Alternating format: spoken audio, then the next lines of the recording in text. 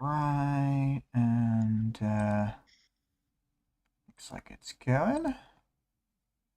Oh, I forgot to play that music. Heyo, we back. Grabbing the link.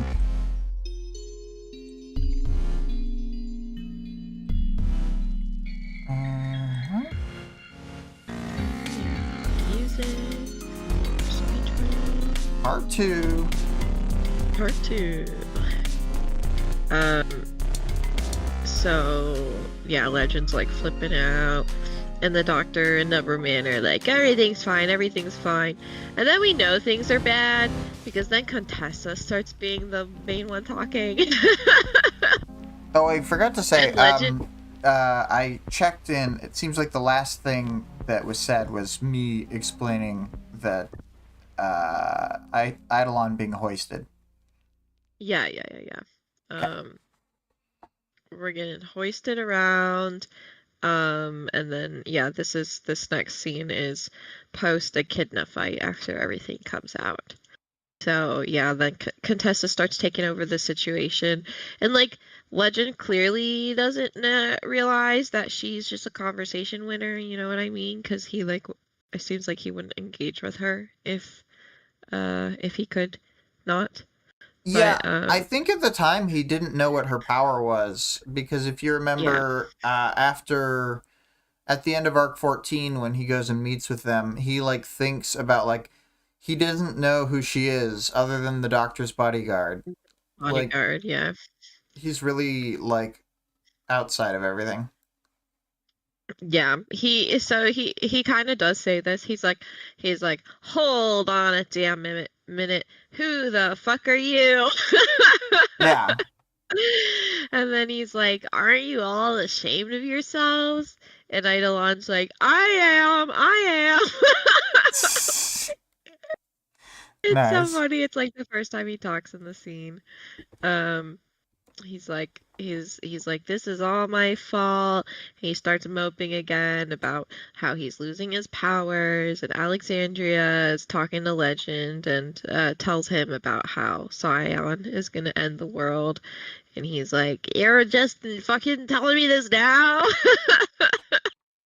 Yeah. um and then they start talking about like how they need to create a new Eidolon, and he's like, oh my god, I'm not good enough, I'm so weak.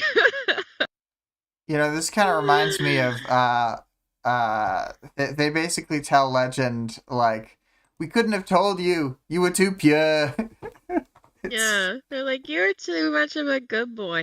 And like, I don't know. I know that Eidolon knows, and he's like, I guess, been supporting this or whatever. Definitely not as directly as Alexandria, because she seems to be the one that was like straight up kidnapping people from other Earths or whatever.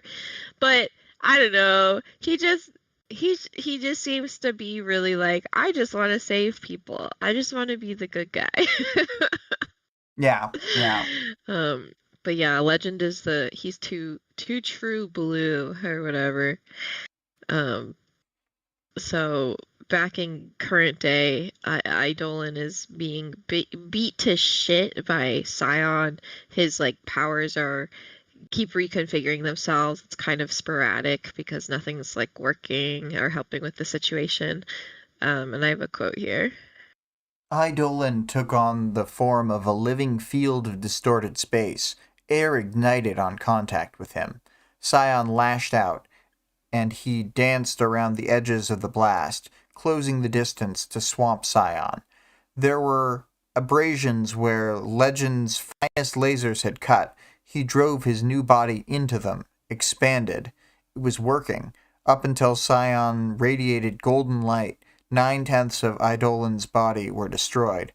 The remainder was cast out across the sky, too far apart to pull himself together. The Fairy Queen did it instead, using long-range telekinesis, bundling him together. I do want to Wow. say also, Uh, it's interesting that the Legends abrasions weren't like fixed. Maybe it's like they were he's focused on like large stuff and not fine detail, and so he didn't bother to Yeah. fix the little nicks and cuts or whatever at Yeah, I like the think that's micro what it level. was. Yeah. Is that like, yeah, he was able to sense like where the cuts were because of some power he had or whatever, or because of probably this new one, the living field of distorted space or whatever. He was able to sense them and then get up in there. Um, yeah, so he goes over to Glastic Wenye and he starts moping again about how weak he is, and she's like, "You need to fulfill your duties as the high priest if you want your powers." And he's like, "Stop with these riddles, Fairy Queen." Um, yeah, I don't know. I just think all these interactions between them are so funny. I also But think like the fact that he, not that I'd be like the world's best at interpreting Glastigüeñe, but like it feels like he barely tries. He's not like a creative person. He just like doesn't. He ain't got the sauce. it's because, I mean, I would be frustrated too because it's like, so you know something and you're just well, saying it in your bullshit way instead of telling me. That's true too. But And and she's like, I will not repeat myself. Yeah, so he kind of picks up on what she's putting down. And he starts just shunting away all his powers as soon as they start forming. And finally he gets a power that shows him the passengers, and he can see Glastic Wenye interacting with her power, and she's claiming at this cape that's dying below them. And then he like physically pulls four of these dying capes closer to them. And I have this quote here. he felt his power grow, hurried to allow new powers to fall into place so he could fill them with reserves, tap them for energy. Tendrils connecting agents here and elsewhere. They'd lose their abilities, be rendered weaker. They were dying anyways. New powers fell quickly into place. They reached a greater capacity in less time. Still standing at the edge of the ruined platform, Eidolon's took a says Eidolon possessive S took a deep breath for what felt like the first time in a decade. A weight had fallen from his shoulders. Two powers, a third for his extra perception, the ability to tap others for energy. So Interesting. I do wanna say it's interesting that we one of our little excerpts had a typo that remained. It is always funny to see like how unedited this work is like overall. Usually, when I pull them, I'll remove any typos if I see them. But I obviously didn't notice this one. But yeah, Mm-mm. like, but yeah, I think about um, like I would love to do like a personal like printing and binding of this or whatever. But I'm like, oh my God, I would have to go in and edit. And it would just take so long just because of the sheer mass of it. Yeah, Um, I feel like you won't catch everything on a first pass, obviously. So, maybe if we each made one pass at it, we could try and make a. yeah. Anyway, Um, yeah, so he uses a quote matter eraser power on Scion, and Scion starts to dodge, but he does lose a hand. Oh my God. And so then Eidolon starts pulling in like cliff faces from parallel Earths, and he's generating more and more as Scion's attacking them, and he's kind of distracted on this and not moving, so he uses his matter eraser power again, and Scion just disappears himself into another reality. But Eidolon powers himself with the injured capes that are dying and follows Scion because I guess he's just like stepping, like going into the nearest realities or whatever. It's probably the least energy consuming or whatever. Um, so he steps into the next reality and then blasts a portion of Scion into a different reality. And Scion starts running, and Eidolon's like, oh, I almost feel like myself again, bullying this guy. Yeah, yeah. I will say, when you said the thing about how he lost his hand, for some reason it struck me just perfectly for the SNL. My uncle.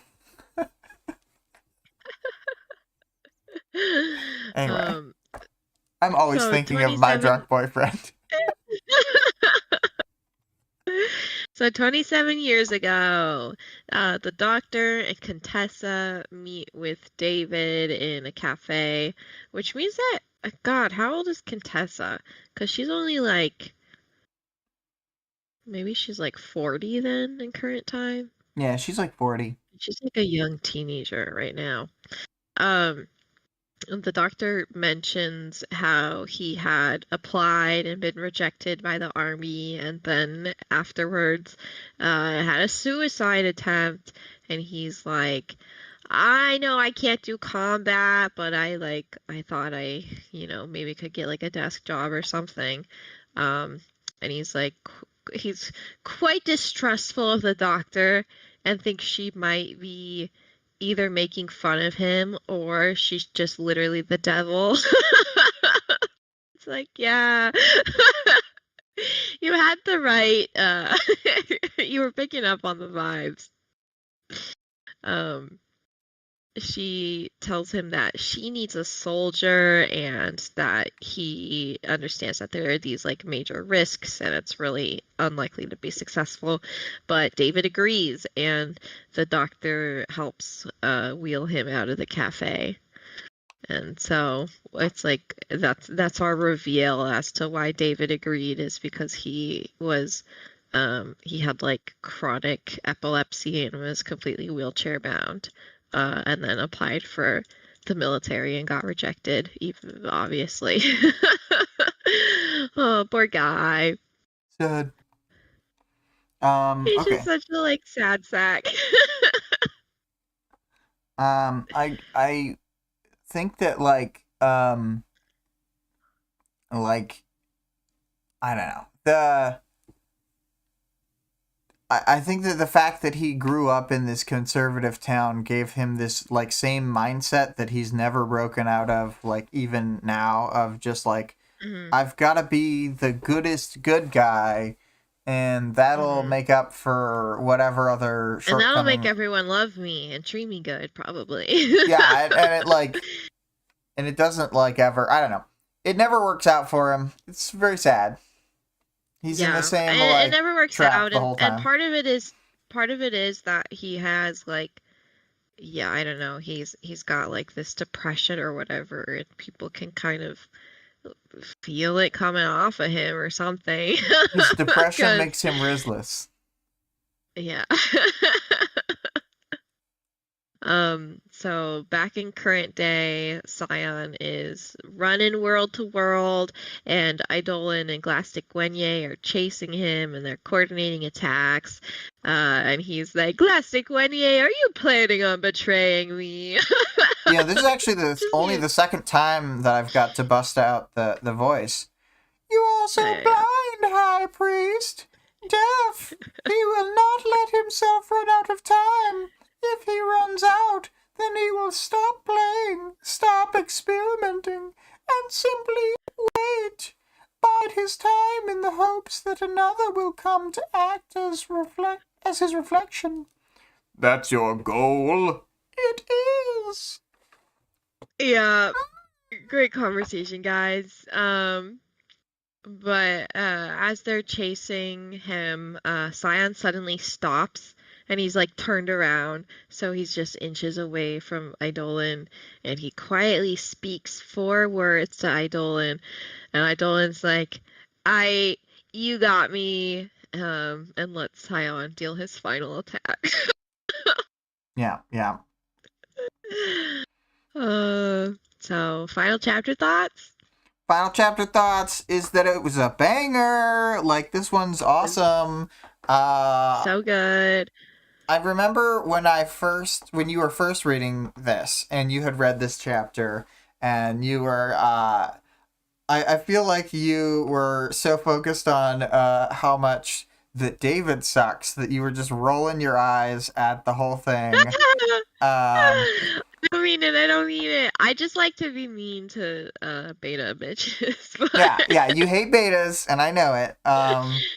Uh, it's just I was reminded of that while we were reading it, and I'm glad that you, I think, unabashedly like it now. No, no, no. I'm sure that I like he's fine. It's just that he we focus a lot on him this chapter or whatever. But like I said, he is like in on all this evil stuff. Yeah, yeah. He agrees to it, and it really aligns with his personality, like when the doctor is like, you wanted to be go to the military for quote unquote freedom, and it's like he just can't help himself. He does the same thing over and over again, is puts himself in this position, It almost feels like he says at where that point, like, I don't know, I didn't think it through, I'm dumb. yeah, and then he does the same thing, like agreeing to the deal, where she's like, "Well, I need a soldier," and he's like, "Done. I can do that." It's not. I I know mean, I you think he literally does just want called me dumb for saying that I would be a soldier at the military and that I would have my own yeah. independence, and now I'm gonna do that for you. And don't Now I'm think gonna about it do too that for hard. you Too instead. hard. He doesn't think about it very hard.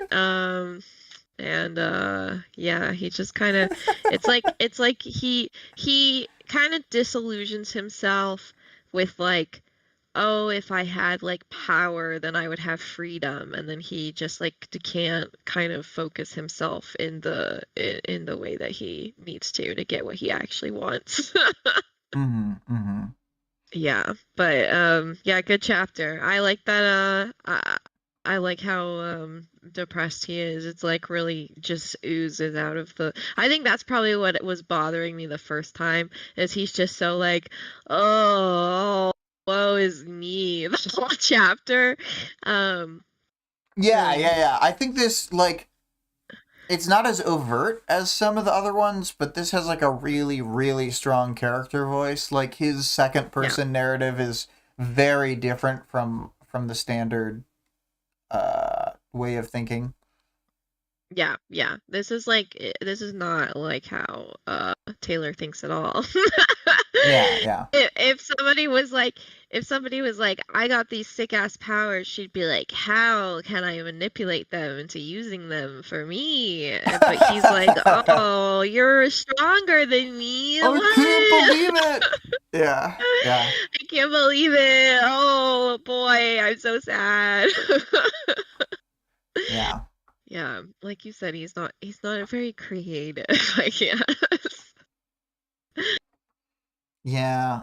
And I mean, Oh, it seems like he really has resigned himself to this, like, well, I'll just get whatever powers I get. Like, it doesn't feel like yeah, he ever like thinks to himself like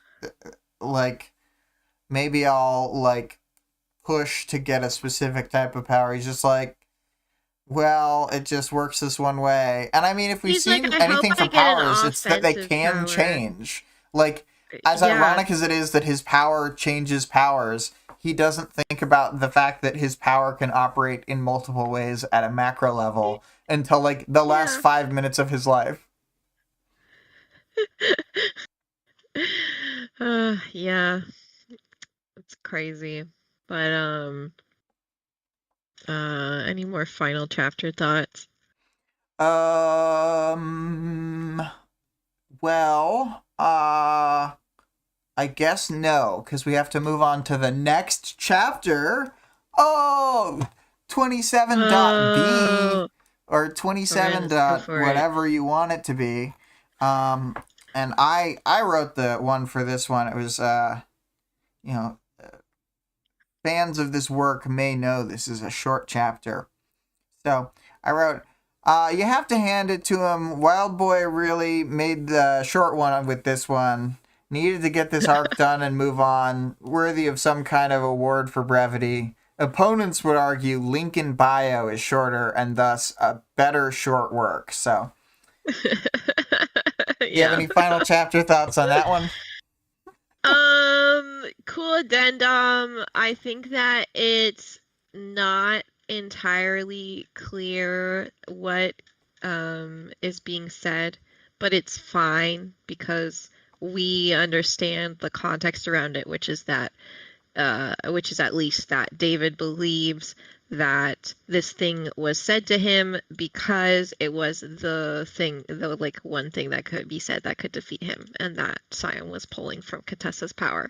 So, um, it doesn't, Yeah. we can think on it, but it's just that like he's like alluding to the like Endbringers, but David doesn't think about the Endbringers that much during this chapter, so they're like not exactly on the mind. They like kind of So explain it later, but like the main thing that gets explained as the idea that like it's probably supposed to be is that he thinks that either he created the Endbringers or that the Endbringers were activated to fight him so that he mhm. would like have a thing to deal with, and so he feels as though the deaths of all the different people from the Endbringers was him. Although I could pretty much guarantee you that that is like It's probably not true, not, yeah, it's not true. It's just like what he thinks based on this like yeah, and, and I don't even think that like David maybe in this moment is necessarily thinks that's true because of the fact that he's like, oh, he's using Contessa's power. The fact that he's doing whatever he can to beat him right now, but that I guess it implies that this is something that he's already thought before and is like trying to compensate for or make up in some way, and that like so this was the final blow regardless of whether it doesn't really matter if it's true or not. It just like hurts him bad enough to not do anything in this moment. and it's sort of like it mixes with the it mixes with the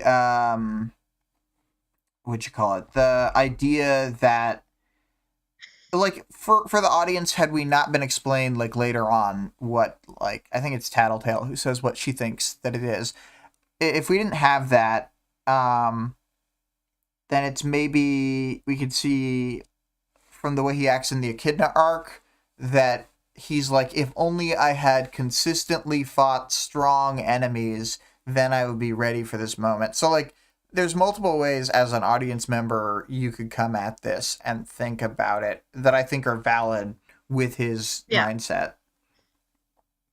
yeah. But um Sion got his ass. Got him. Yeah, got him. um any arc stuff we want to talk about?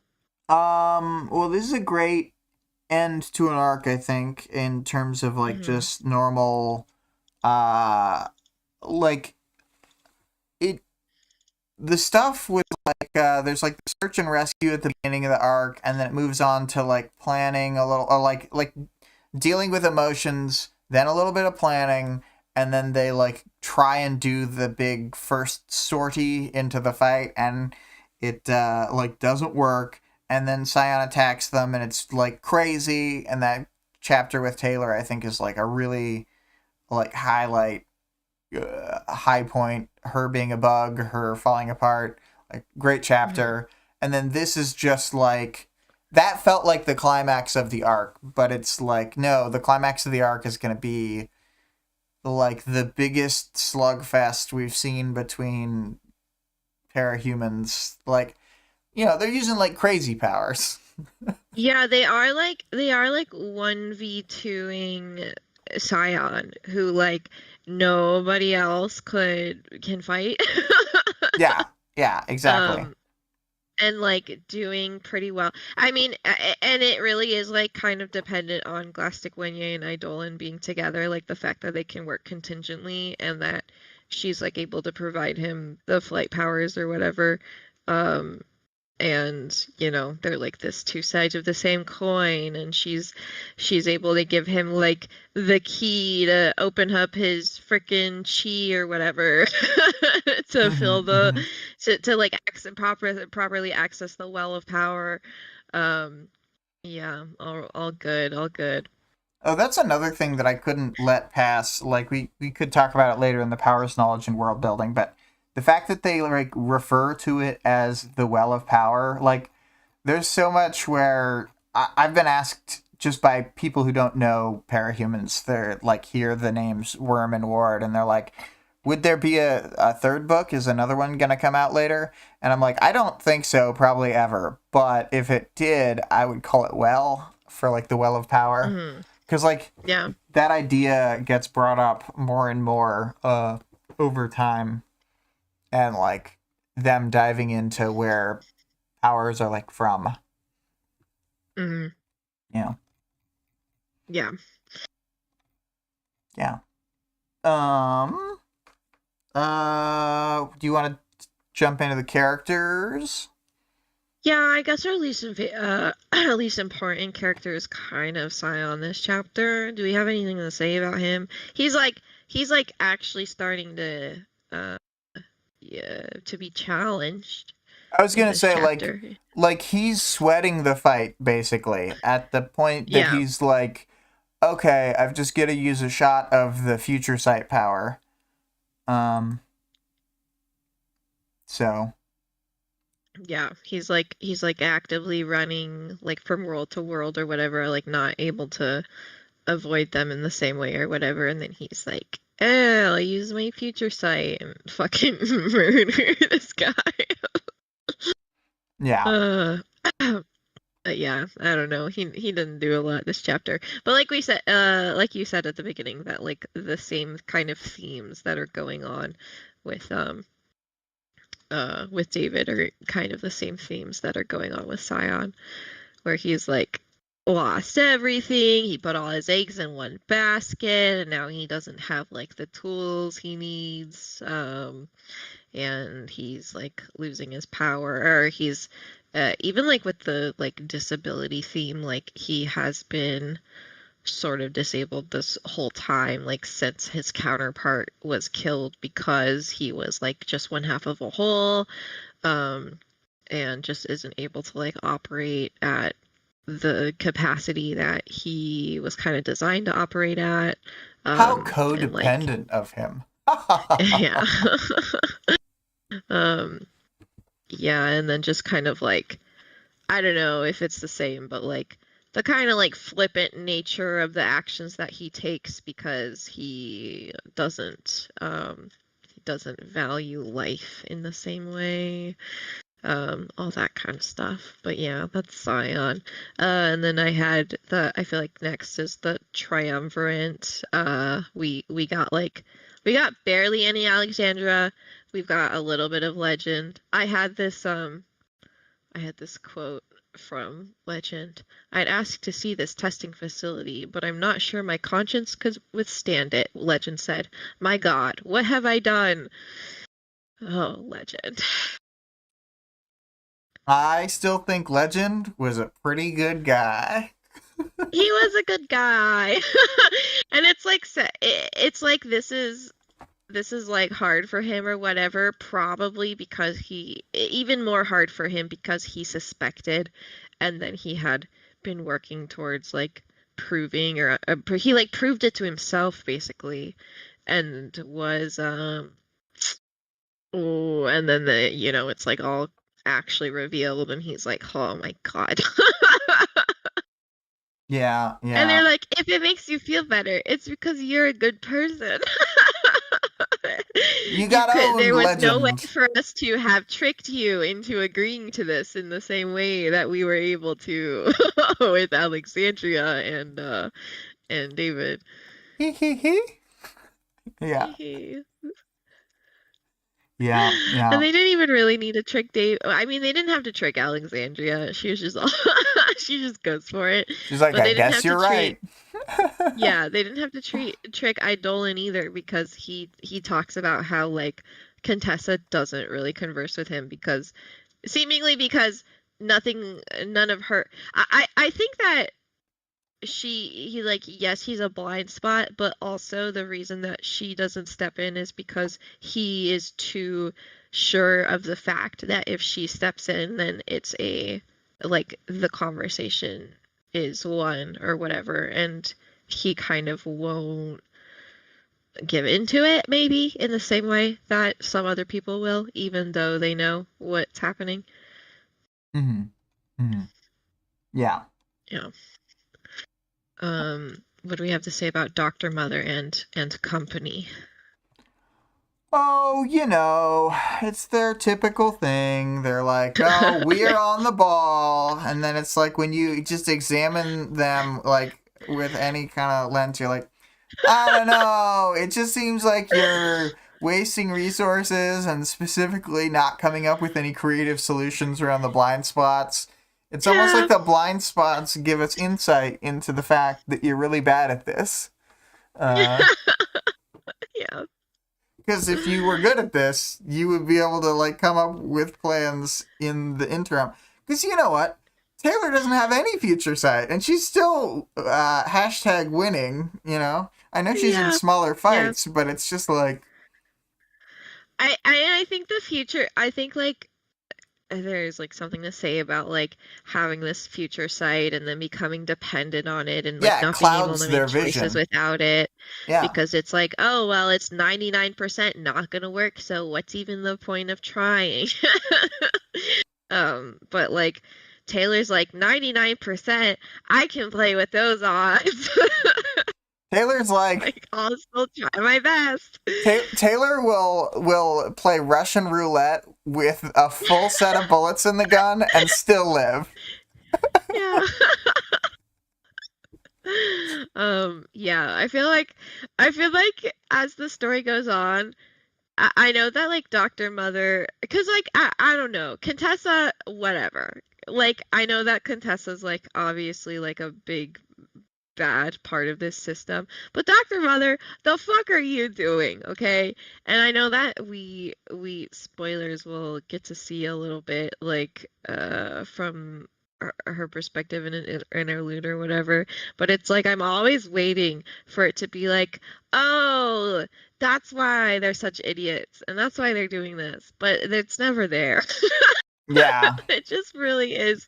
We are really just making the worst choices. yeah. Um, I think I would feel like if they would just if she would just acknowledge that, like, I think we made some missteps along the way, then I would be like 1,000,000% more on board for whatever justification she had. But it's always like, I don't regret anything. We didn't make any mistakes. It's not going how we wanted, but it's not our fault. It is like if she played like a medium strength game of chess against like a chess master, and she's like, "Well, there's nothing we could have possibly done because I did all the best moves up to this point." Oh my God. I mean, I'm sure there's better Uh, analogies, but it really does feel like she's just like, "I have done nothing wrong, and I will do nothing wrong." yeah. Dr. Mother is always like, Dr. Mother's done nothing wrong. Oh, and when he's like, "Are you ashamed of yourself?" She's like, "No." What do you mean Nah, ashamed? I'm good. At least be ashamed of it. Like just like Idolin, he like went along with this the whole time and he feels bad about it. Like just feel a little bit bad about it so we can like have some empathy for you. But she's like just so self-assured still, even though it's not going good. You know Um the Tim Robinson like I used to be a piece of shit like sketch? Well, I don't remember. this is like Idolin is like having his first moment where he goes, "I'm a piece of shit." And then if he survived this, then later on he would just keep shouting, "I said I used to be a piece of shit."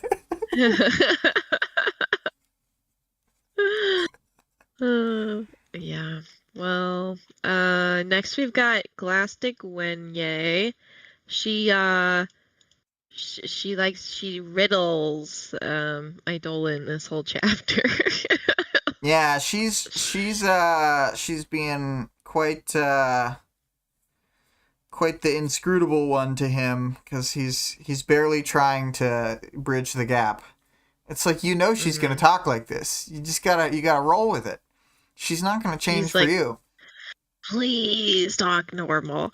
Um, yeah, but she's helpful. I like that she didn't end up like betraying him in the end or whatever, because I feel like that would have been like, oh, okay. Yeah.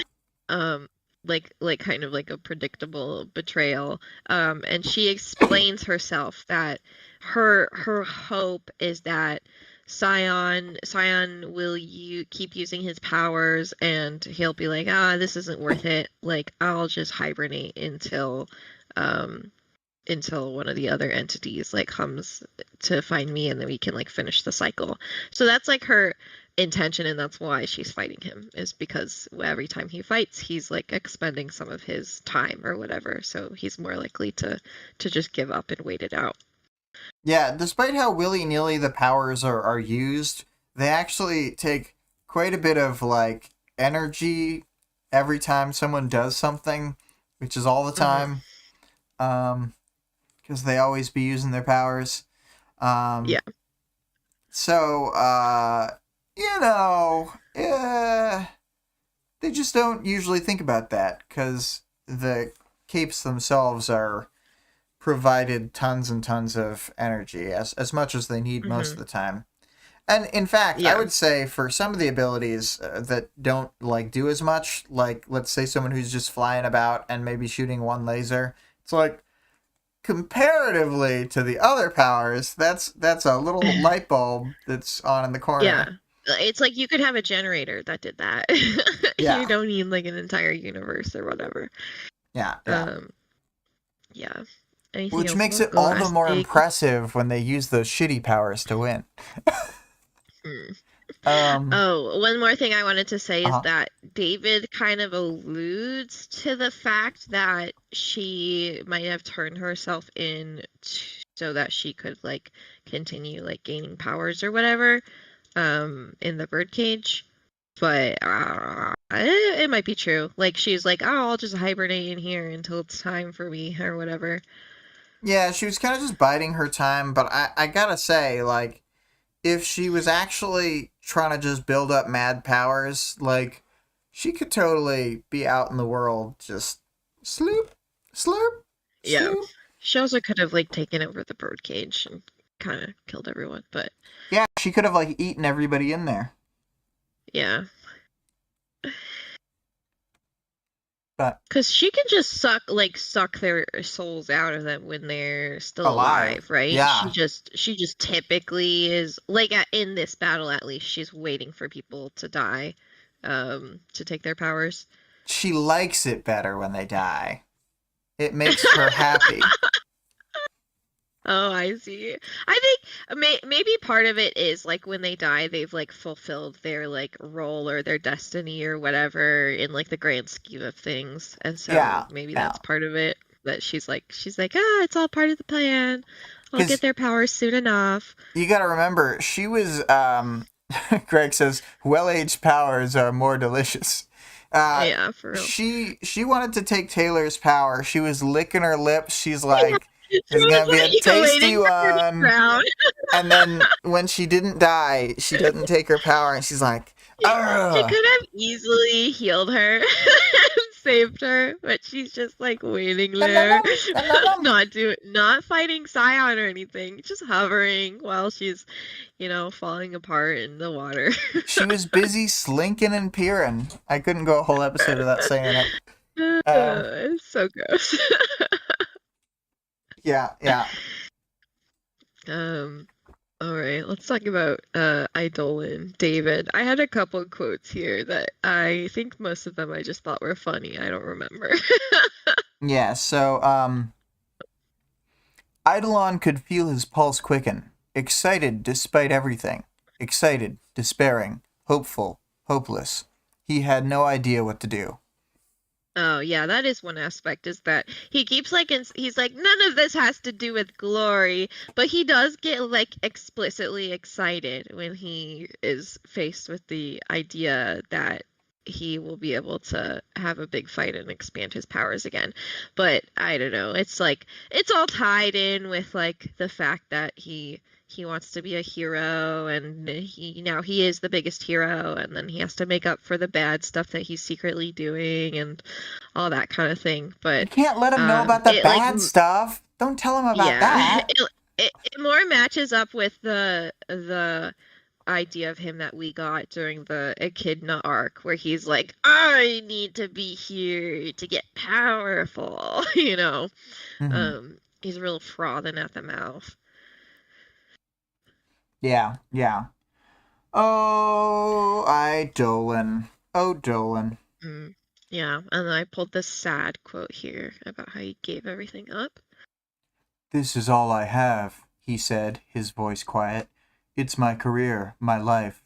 It's my legacy. Some have children, flesh and blood to carry on their name and their memories.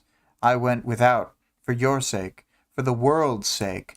I didn't have children because I wanted to save lives more than anything else, and if I made peace with that, it was because I told myself this would be my legacy.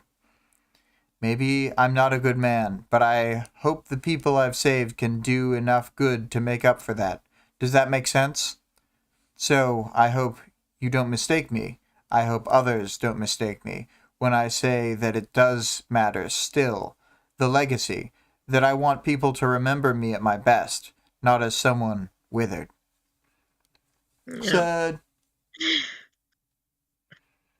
Um, There's that this one line where they're arguing about the formulas and he's like slams his fist on the table and he's like, it's meaningful. I yeah, also thought that was good. It's very he's got a lot of emotions tied into this hero thing, which is a good thing, but he's, struggling. yeah, yeah. He's a struggling Um, middle-aged man. He's bad with emotions and is feeling purposeless in life. Uh, yeah. Yeah. inadequate in some area. I have this, yeah, this is all his midlife crisis. I have this last quote here was from the flashback when he is first talking with the doctor or whatever. Yeah. I'm kind of bothered by the lack of a last name, he said. If you'll pardon me saying or my saying so. He's Yeah, and he's she's being a like, little "That's so snotty. polite." And he's like, okay, because it was not polite. Yeah, yeah. He was trying to be like, you're kind of a freak. Also, I think you're making fun of me, and maybe you're the devil. Yeah, yeah. Yeah. Um you had a triumvirate quote here. Oh no, you already read that. Oh, I That's read this one. This is the legend thing. the legend one. But yeah, Dylan, he's sad boy. He was super suicidal like before this whole thing started. And this it didn't really change anything. I was um, reminded by one of our other friends about a song from when you we all were growing up, that in which the person kept going suicidal, suicidal, because of how like hot a woman was, I think, that he was yeah, suicidal. baby got me. um Yeah, that's familiar. yeah, yeah, and I just thought of that, like maybe he saw a really beautiful woman and he heard that song and he was like, that's me. Oh my God, he's been in love with the doctor this whole Oh my time. god, that's the secret plot line I was alluding to. Yep, definitely. He's like, I'm real freaked out by your lack of last name. Would you like a new one? Wink, wink. Pops a ring. Oh my God. Yeah. Um. Well, I think we can move to the powers section. Sure. I Sure. I had pulled out this thing that I didn't move over into the dock but I just Okay. liked his power when he was like, what powers can I use to fight Contessa? And he had an offensive ability that would let him move objects violently along strict paths that were dancing across his field of vision. It seems like he has no control over like where they are. They're sort of moving around as time passes, and he just I don't know. It feels very video gamey. Um, and sometimes I like the gamey powers, you know. Hmm. But that was all. Just a fun little moment. What have you got? I've got a quote here just to remind us. This is them explicitly talking about how much Cauldron sucks ass. Mm. Okay? So it's this legend You quote. can read it. It changes a great deal, Legend said. Forgive me for asking, but are you sorry? Not in the slightest, the doctor said. What we've done, it's always been with a singular goal in mind. We knew it would be ugly, but you created the Siberian, Legend said. The Siberian killed Hero. Every action has effects. Stupid, mindless arrogance. And look what it cost you. Hero's death spelled the end of our best years. Countless members of the wards and protectorate were disillusioned. One could argue, the number man said, that his death spurred others forward. He was a martyr. It's just like, shut up. They always say shit like that, but it's like, I really don't think that in this It's case, like what? that Because energy was Kid Win flowing. loved Hero. Like they would have they love Hero regardless of whether he's alive or dead. Yeah, like It doesn't this spur isn't the more people kind of forward if he's dead. situation where that's applicable, in my opinion. Yeah, it wasn't Um, like a quote unquote heroic death that would like inspire others. It was like horrible. and it also wasn't like, if only I had been there, I could have saved him, because they hide the truth of the Siberian. I think if they had been like, oh, we've rooted out the Siberians, whatever, like, people would have been like, then they would have had that kind of instinct of like, oh, if only I had been part of the team, maybe I could have like seen through the deception or like something. But otherwise, they're just like, yeah, And don't they more heroes would don't have they been not pointless in that understand scenario. the Mhm. Siberians' powers, and like that's part of the issue is that they don't know what the source is, and that Cauldron like does. Do Yeah, they? Do they not? They must know what the source is, that's the thing is because they Cauldron could knows just the whole have time that it's a Contessa. projection. Um, Yeah. and they're just like, we don't know. And then like Dr. Mother's explicitly like, we think that having the Siberian out there will cause more people to come to the Protectorate. And it's like, are you crazy? I think more parahumans will be like, I better go it alone than like, uh, then I've got to go fight the Siberian with all the heroes. You know what I mean? Yeah. Ugh, I think they're yeah. bad at this. Yeah. It just sucks. Like I think, like I said this before, like they will make way more sacrifices than they need to get like 1% better odds than if they like chose a different path that was maybe less likely to be successful, but isn't fucking feral. Yeah, yeah. Well, I have this quote here about memory erasing. Yes. Try as we might, we can't erase their memories. No, Dr. Mother said. Unless you wanted to use the slug, Alexandria mused. Dr. Mother shook her head. The slug, Legend spoke. I was wondering how the Case 53s came to lose their memories. Not something of Manton's, because he wasn't involved in making them. It's yours. Yeah, they just have something they call the slug. Where they erase people's memories. It's so funny that she's like we can't just erase all their memories, and then the doctor's like, no, of course not, and then she's like, but we could though. I think it's more like they see it as so many steps and so strenuous to try and erase that many Yeah, powerful yeah, Cape's and like memories. erasing their like so many people's like entire memories would be kind of detrimental. And it's like they'd have to work around all the comms systems and stuff, and the fact that armbands were present at the fight, and so they'd have to Mhm. like co-opt Dragon, which would be a whole thing. So they're just like, it'd be more steps than it's worth. Um, and then I have this quote of them talking about, I think this is them talking about Eidolon's powers. Yeah.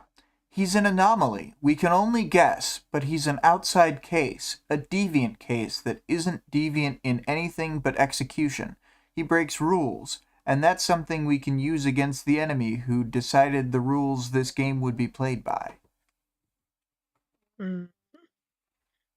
I think that that's part of why he's worth using the future sight, like the Contessa ability to defeat him from Scion's perspective, is that um, more so than almost any other cape, Eidolon can like skirt around his defenses and stuff in various ways. Yeah. But not anymore. R.I.P. What other world building we got? I guess the like implication about the Endbringers, but I think it's probably not true. And it was Yeah, just that's a to thing where I think it's beat like his ass. a fake out implication in my opinion based on other stuff we know later. Yeah, yeah. Yeah, I mean, I think it would Yes. even be, I think it could even be said more, I would be more likely to think that it was just a general statement that, oh, the Endbringers are just a counterpart to like cause more conflict or whatever with the capes or whatever. But I don't think that there's like any scenario where it's specifically to defeat Eidolon, um, Yeah. I or to be his match. I would even say that like something like the Hierophant like idea is also strong in like the you needed worthy opponents, because it's like not that the not that the Endbringer needed to be there to like specifically to fight him necessarily, but like to break the stasis that could be upheld by like such a powerful figure. Because like hmm one of the things we kind of know about them from later is like several of them are specifically like for stasis breaking, so that capes can't just settle down and like all be friends or whatever. Yeah. So yeah. Gotta keep fighting, okay? Mm-hmm. What are we gonna learn if we're not fighting all the time? We're gonna what? Learn to shake hands? Learn to hug? Learn to smooch? I don't think so. Work together? Unacceptable. Yeah, yeah. That's just not happening. Not in this house. We have two pillars that are staring at you that say, keep blowing stuff up. Keep doing what you're supposed to do. Push the status quo. Yeah, yeah. Um, hmm. I do feel like as far as I want to say, because of the powers stuff, like that sequence where they're following each other through dimensions, where like for like 5 paragraphs, uh, Eidolon is just going ham, and it seems like he's got Scion perpetually on the back foot. Like that part, that had me all hyped up. Like, I was the typical jumping out of your chair meme guy, even though I was likely standing and folding things at the time, because I mostly listened to this book at work. But Yeah. you know, jumping and shouting clearly Yeah. was needed here from me. Yeah, I think it's like a good it's like a great scene when he starts chasing him through the universes because you're like, yeah, and then he's like, I'm feeling like myself again. And it's like for all of the him being a piece of shit, if he was like fighting Scion and winning, I think we'd all be kind of like get his ass. Yeah. So Yeah. I mean, I'd feel like that about most, not all the characters, but most of the many, characters, many characters. if they were able to go toe to toe with Scion. Yeah, yeah. There are instances where I wouldn't, like that Bonesaw's proposed, I'm gonna pile in 1,000 or like 100 capes and then defeat an Endbringer, and then people will be like, they won't know how to react, and it's like, sure, I guess. Oh my god. Yeah, she just can't stop being an edgelord. Yeah, yeah. It's a good thing she wasn't online, frankly.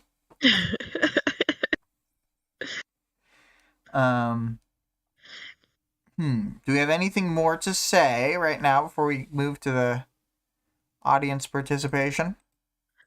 No, let's go. Okay, so we have the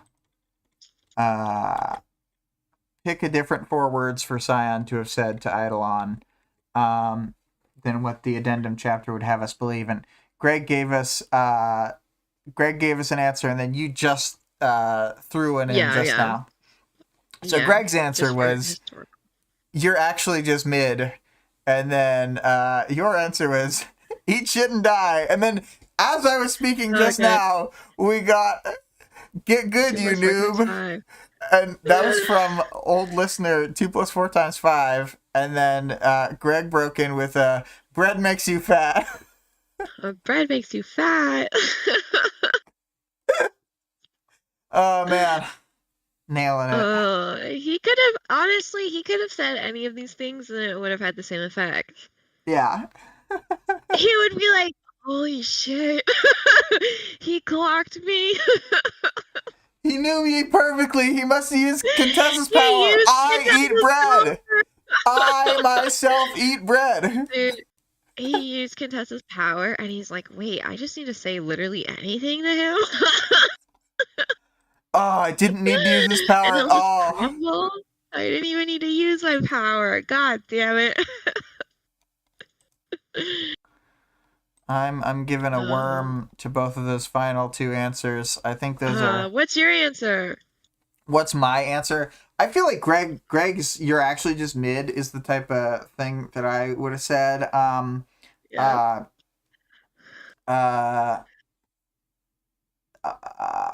If there was some forward version of Alexandria was actually in love with you, then he'd be like, oh, no, you were my OTP. You were my OTP. Yes, definitely. You were my ship. Oh, no. He shipped us. And he's like, shit, I knew it. That's why I thought about Alexandria earlier when we were talking about dead teammates. I can't believe it. Oh my god. I feel like M doing like a sort of like, oh no. Yeah. Yeah. Well, that was a great question, despite the short answers for obvious reasons that they had to be 4 words. I don't have the question for next time, because I had all sorts of thoughts that I was like, no, that can't be the question, such as, do you think that Amy perved on Taylor when she was rebuilding her body? And I mean, obviously it can't be the question because the answer is yes. She definitely perved on Taylor. Well, it's 100% chance. It's part I can't of ask a question like that. Yeah, it's part of my power that I gotta creep on. Dude, oh my god. You gotta read further into Ward. There's this chapter I really want to talk about. Oh no. I just can't yet. I literally had to take a break because of the Amy perving. This is a further later. Yeah. Oh my god. You don't know the half of it. I don't even know the half of it. Ah. Oh boy. Top ship. I Amy know. Taylor. I know. These are the consequences of coming up with a ship, like, or a favorite character very early in the story. Yeah, yeah. Now And she's doing being all this unwavering, stuff. I have to be like, loyalty. listen, now listen, okay? I don't think it's been a little off the rails. And it was like Basically, a double dip too, because it was first Alec, then Amy, and you were I like, know. yeah, these are my goats, the ones who are just like me. I know you didn't say that, These but are my besties. I want to hang out with them, have the like only a little ones that Vic can trio. relate to. They're the only. Amy. Okay, listen. No, I'm just joking. Yeah, they Oh boy. just love. I love a problematic character. I can't Mhm, help mhm, it. mhm. They just yeah. I know I'm not number one Vriska fan, but I always empathize with Vriska's number one fans because I'm like I see. And see, I can appreciate that because I'm a number one Vriska fan, Yeah, myself. and I know what it's like to love evil characters that do Yeah. horrible, horrible things. Yeah. Well, like they're just kind of cool too, okay? Did you see when she rolled all those dice and they all came up on eights? Oh my god, that shit was crazy. uh, Oh boy. All right. Are we ready for the end? I'm yeah. turning on the song. I'm even skipping forward in the song so that it kind of lines up better. And then, oh, you know what I'll do? We'll rewatch the speed draw. Whoa, play the speed drum again. Okay. So Greg says cheers for the stream. It's always good to get a closing cheers. And luckily part 2 lasted longer than part 1, because part 1 just cut the fuck out. Yeah. The music that we're hearing is Extinction by ScarlettXOX. You can find her work at twitch.tv/Scarlett_Rogue. Our Discord server link and the other links can be found in the stream description as well as the channel description. The author of the work being discussed can be supported on Patreon at patreon.com/Wildbow. The full text of the work is available for free online at parahumans.wordpress.com. There is also a fan-made audiobook of the entire work at audioworm.rain-online.org. And you know what? We're gonna vamp for a second to let this speed draw finish, because otherwise the thumbnail will just be whatever point we cut out at. So Oh, well, here's the high priest here. we love him. If you're interested in me talking about other vaguely Catholic related pieces of literature, you can watch my channel YouTube at Plebeian Reads. That's all one word. It's Plebean. Plebeian Reads. I think you show up now, but initially when your channel was out and had your first video, I was searching for your channel by exact name and it wouldn't pull it up. Yeah, they were blacklisting or shadow blocking or whatever it's You called. got shadow banning. banned. Hell yeah. Yeah, but I think it's better now. I've got a couple videos out, so they're like, oh, it's a real person, real account. Not just a fake.